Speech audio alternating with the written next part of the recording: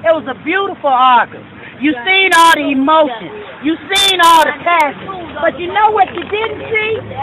You didn't see exactly how many students walked out that building. Right on. But I knew how many were supposed to walk out as 11th graders, 147. But I didn't see how many students walked out that building. And when I counted in that picture, there's actually 12 students. Right on. It's just 12 in that picture. But they never showed us actually how many students walked out of that class for the last 2010 class. Now, you know the other picture you got? One picture is about, did y'all get another picture? There's another picture. It's about John W. Raper. It was about a dance class. Moving to the beat. Moving to the beat. That, if I'm not mistaken, that article is in April. Yeah, April 21st. Now, for you to have them moving to the beat on April 21st and you to shut their doors down is just a disgrace. Disgrace. Because those are the teachers that actually got the awards for being best practice. They got best practice awards from the Department of Education and the United States Department of Education. Those teachers actually wrote a grant for those kids to get the whiteboard, the new technology. But do you think that $160,000 is going to follow those children? No. Do you think that Miss Hill, is that money going to follow them? No, per Eric Gordon, Chief Academic Officer, he said no, it will not follow any regular students per se, but they belong to the school of their choice. That's why I wanted to leave you with these two pictures. I wanted you to understand why we fight. I wanted you to take this with you, and when you just having small talk, show them two pictures. Show them, go back into plaindealer.com and look at the whole article. But a picture is worth 1,000 words, ain't it? That's why I left you with. I wanted you to have this picture. I want everybody, take that picture home with you. You need that picture because it's those faces. It's those children. It's the 147 11th graders that can't walk up out of East High and done been there for 3 years, and they cannot even graduate. They can't graduate out of East High.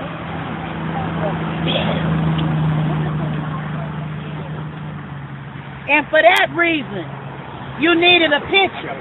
You needed something that you could say, hey, I was at a rally And this is what they gave me, and this is why they was fighting, because of children like that. The disadvantage, in a disadvantaged area, an area that foreclosure plagues our city.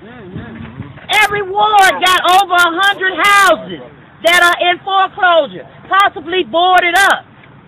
So if you telling me that foreclosures is one of the requirements for your school to get closed, then I'm in Ward 8, and in case y'all don't know, Ward 8 as of June 2010 no longer can educate their students. They closed Empire, they closed Joseph Landis, and they're not going to rebuild Charles Lake. They're not going to, so we can no longer educate our children in Ward 8.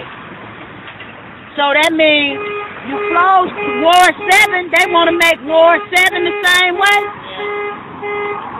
And Ward 7 is right next to Ward 8. So now y'all gonna have 2 wards that have no high school. 2 wards that only one is gonna have K-8 buildings, whereas Ward 8 has no schools at all.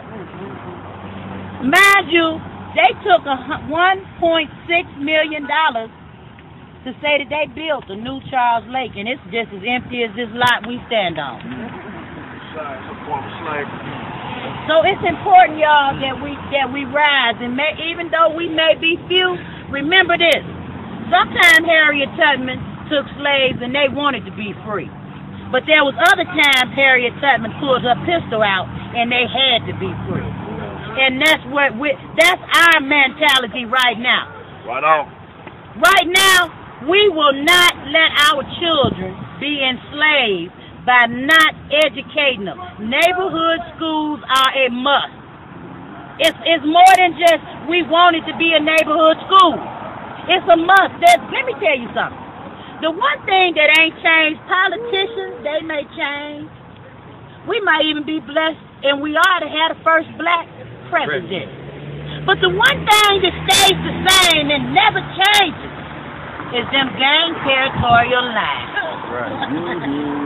Those are power. Those gang territorial lines don't change, and they don't care what the system's saying. If you get caught crossing them lines, it's going to be some repercussions, and you might have to give your life up. Right on. So that's why we out here. Those are new corporate officers. Okay? That's why you can say what you want to, but gangs actually are more organized. They are as organized as the government. Right on. They are as organized as the government. That's why when you look at it, you got the government that stay the same, and you got the gang territory lines that stay the same because they're established. And once something is established, you don't let nobody take your territory. Now the lines ain't gonna change, but the kids got to cross them. What are we gonna do? And that's what you go home with. What are we gonna do? Gotta stand up. Yep. What we gotta do? Stand up! What we gotta do? Stand up! What we gotta do? Stand up! What we gonna do? Stand up! What we gonna do? Stand up! What we gonna do? Stand up! We gonna do what? Stand up! We gonna do what? Stand up!